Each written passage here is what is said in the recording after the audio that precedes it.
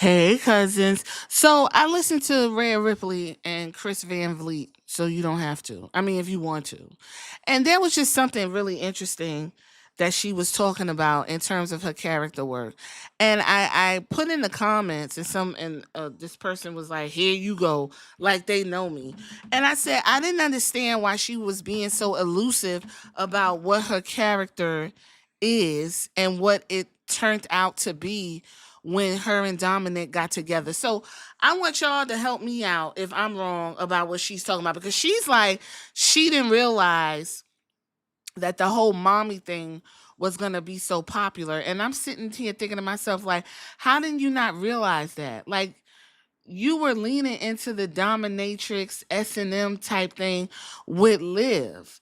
Like the conversation of like the lesbianic situation you and Liv was having was already like undertones with you. And then when you got with Dominic, I remember when they first started, this was when the Judgment Day started with Cope. We have to call him his new name, Cope. And the Judgment Day had started. She joined them, whoop de whoop de whoop.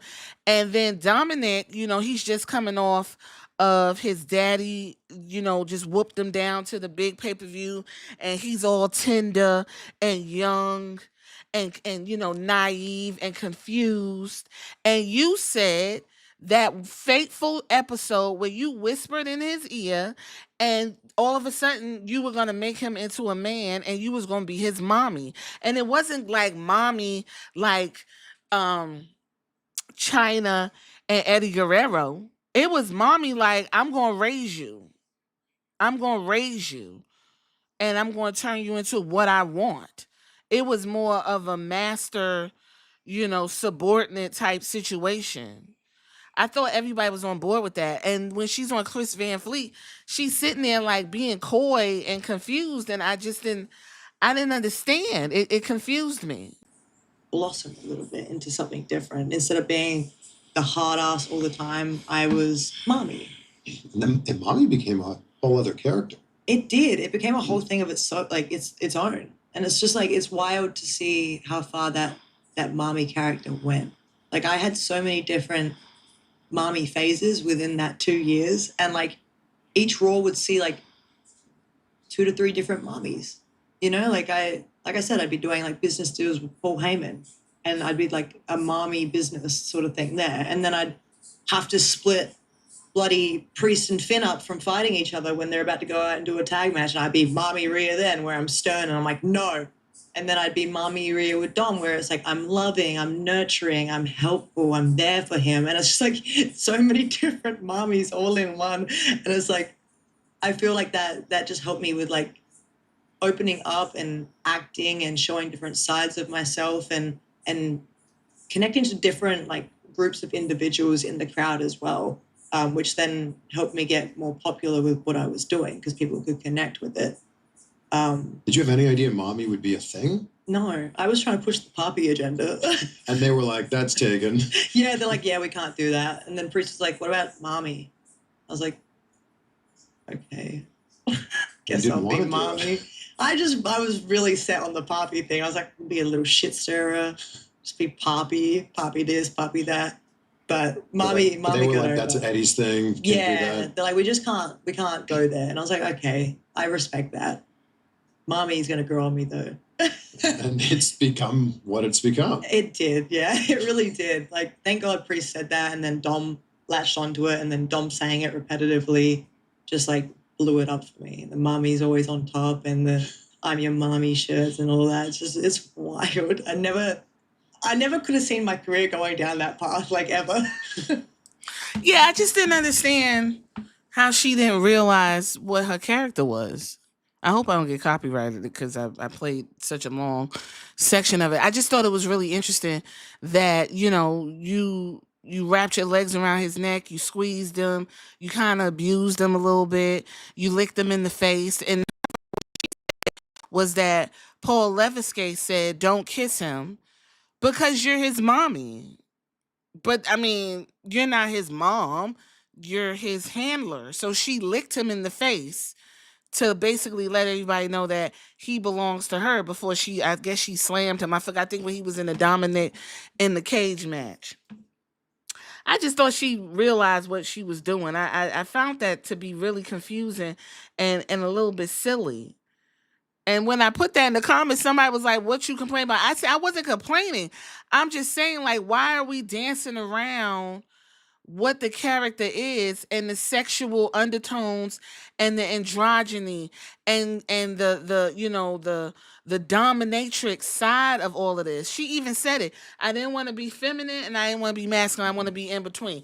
The reason why you're connecting to the audience is because there's like girls in there that want to do the emo thing, or people who are like sexually fluid, and they like the androgynous type of thing where, ooh, I'm attracted to her, but I'm not really like gay, but it's like, ooh, it's a bad thing and it's taboo. And, the whole stink face controversy came up, and she said that that was Naya's idea to go ahead and take her ass and put it in her face. And everybody was super turned. It doesn't fall.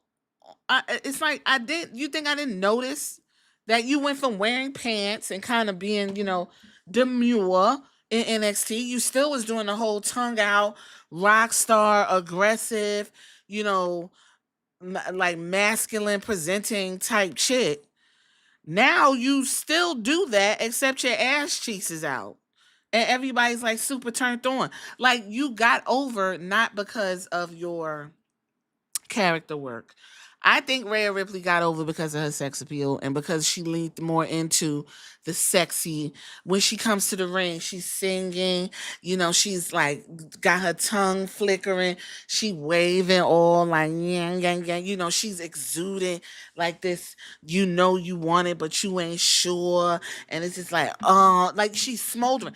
And I'm happy for her that she found that niche. I just said, can you just say it? Like my character is, I'm a freak. If anybody want to freak off, no pun intended, then I'm the chick that you could daydream about.